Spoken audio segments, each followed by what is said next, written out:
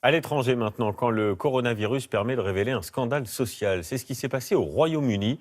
La flambée des cas de contamination dans des ateliers textiles a mis en lumière une forme d'esclavage moderne. On parle de 10 000 personnes sous-payées qui travailleraient, vous allez le voir, dans des conditions déplorables. Mathieu Boisseau et Léna Soudre nous racontent cette affaire qui secoue l'Angleterre.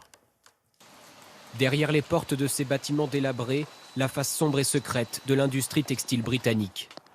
Des petits ateliers de production, souvent dans la ville de Leicester, et c'est là que des salariés osent dénoncer leurs conditions. Pour certains, la crise du Covid-19 a servi de déclencheur, tant les abus ont été nombreux. Beaucoup ont été contaminés sur leur lieu de travail. C'était comme avant le coronavirus. Pas de gants, pas de masques, pas de distanciation sociale. Rien du tout. Ces sous-traitants de marques de vente en ligne ont tourné à plein régime pendant le confinement.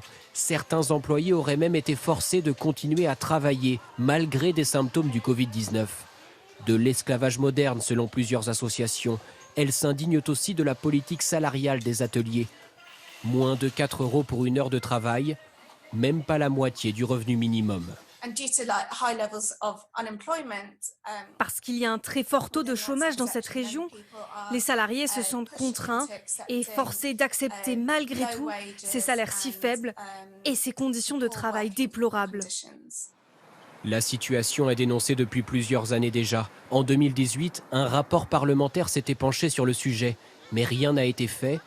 Et le phénomène s'est aggravé dans l'ensemble du Royaume-Uni. Désormais, près de 10 000 salariés subissent l'esclavage moderne au service de ces marques de vente en ligne. Ces révélations ont consterné les Britanniques et cette fois, toute la classe politique, de droite comme de gauche, réclame des mesures immédiates. Les grandes marques qui ont recours à ces ateliers promettent pour certaines des enquêtes internes, mais c'est la réponse du gouvernement qui est très attendue pour protéger ces travailleurs précaires, souvent des immigrés.